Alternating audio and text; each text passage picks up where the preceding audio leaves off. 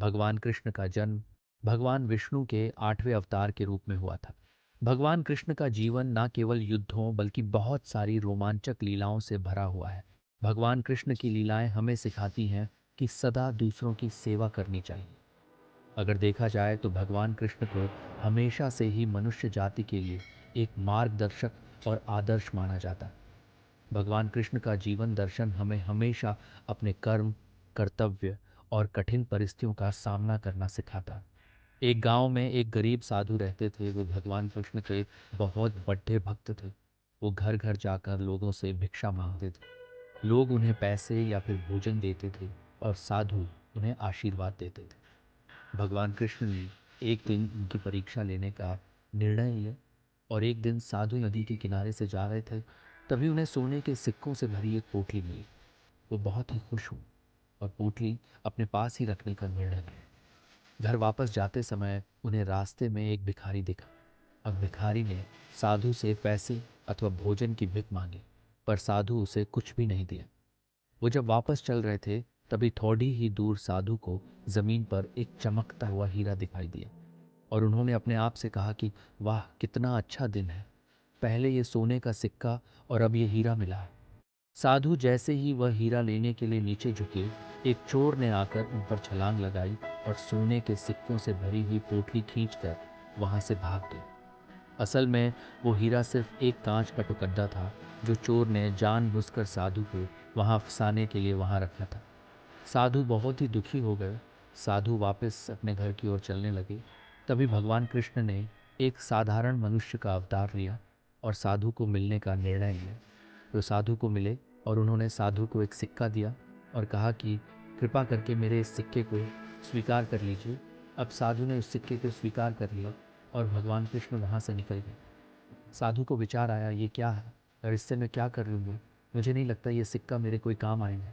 तब घर जाते समय साधु को रास्ते में एक मछुआरा मिला और मछुआरे के जाल में दो मछलियाँ फंसी हुई थी। साधु को उन पर बहुत दया आई, इसीलिए उन्होंने मछुआरे से कहा, मैं तुम्हें यह सिक्का देता हूँ और तुम मुझे यह दोनों मछलियाँ दे दो। मछुआरा मान गया और साधु ने तुरंत ही उन मछलियों को पानी से भरे मटके में रख दिया। उन्होंने सोचा कि दूसरे दिन वो जाकर इन दोनों मछलियों को नदी में छोड़ डालेंगे। दूसरे दिन वो जब नदी में मछलियों को छोड़ने गए तब उन्होंने जो देखा तो वह एकदम चकित हो गए और नदी में दो हीरे थे।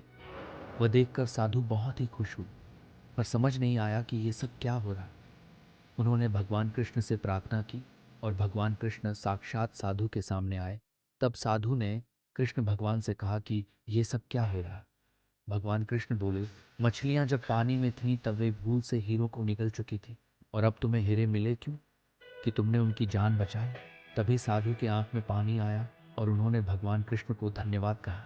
तभी भगवान कृष्ण बोले, तुम्हें सोने से भरी हुई पोटली मिली, पर फिर भी तुमने उस भिखारी की मदद ही नहीं की।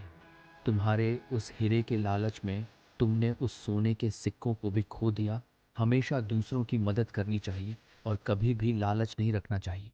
तभी साधु ने भगवान कृष्ण को वचन दिया कि वे हमेशा दूसरों की मदद करेंगे और कभी भी लालची नहीं बनेंगे।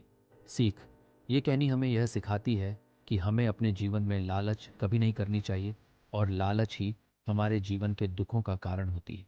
और भगवान ने हमें जो कुछ भी दिया है हमें उसमें ही समाधानी रहना सीखना चाहिए। एक बार की बात है, अर्जुन श्री कृष्ण से कहते हैं, मैं इतना कुछ करता हूँ और इतना दान करता हूँ, फिर भी दानवीर कर्ण क्यों बोला जाता है? इस ब्रह्मांड में सबसे बड़ा दानवीर जो कर्ण है, और मुझे क्यों नहीं बोला जाता? अब कृष्ण इस बात पे मुस्कुरा जाते हैं। श्री कृष्ण अर्जुन को बोलते हैं, चलो मेरे साथ। वो अर्जुन को दूर एक जगह पर लेकर जाते हैं जहाँ पर एक बहुत बड़ा पहाड़ होता है और श्री कृष्ण जैसे ही वो पहाड़ को छूते हैं, पहाड़ पूरे का पूरा सोने का बन जाता है और वो अर्जुन को बोलते हैं कि ये पहाड़ मैं तुम्हें देता हूँ और इस सोने को तुम लोगों के बीच बांट दो। अब अर्जुन वहाँ खड़े हो जाते हैं। मैं आस पास के गांवों में घोषणा कर देता कि मैं अर्जुन सोना बांटने वाला हूँ और आप सबकी ज़रूरतें पूरी हो जाएंगी और आप आए और सोना लेकर जाएं। अब अर्जुन रोज़ सुबह से शाम तक सोना बांटने लग जाते हैं। अर्जुन रोज़ सोना बांट रहे होते हैं और लगातार सोना बांट रहे होते हैं तो अर्जुन थक जाते हैं और थक जाने के बाद अर्जुन बोलते हैं, मैं इतना सोना दे रहा हूँ। अब जिस व्यक्ति की जितनी ज़रूरत होती है वह उतना सोना लेकर जाता है। फिर भी एक व्यक्ति बोलता है, मेरे घर में शादी है। तब अर्जुन बोलते हैं, तुम ज़्यादा सोना लेकर जाओ। कोई व्यक्ति बोलता है, मेरे घर में मेरी माँ बीमार बीमार है। तब अर्जुन उन्हें भी ज़्यादा सोना दे देते। अब अर्जुन लोगों को सोना देते ही जा रहे, पर लोगों की सोना लेने के लिए लाइन खत्म ही नहीं हो रही है और लोग दूर दूर से सोना लेने के लिए आने लग जाते हैं। अब अर्जुन पूरी तरह थक जाते हैं और श्री कृष्ण को बोलते हैं कि मैं लोगों को सोना देते जा रहा हूँ और लोग तो समाप्त ही नहीं हो रहे हैं। तभी श्री कृष्ण अब कर्ण को बुलाते हैं और कर्ण को बोलते, ये सोने का पहाड़ है, तुम्हें देता हूँ, इसे लोगों के बीच में बांट दो। और कर्ण कहते हैं, ठीक है, आप जैसा कहें। अब कर्ण वहाँ खड़ी ढीढ़े हो जाते हैं। कर्ण घोषणा करते हैं, ये जो सोने का पहाड़ भी, ये मैं आप सबको दान देता हूँ। अब ये बोल के कर्ण वहाँ से चले जाते हैं।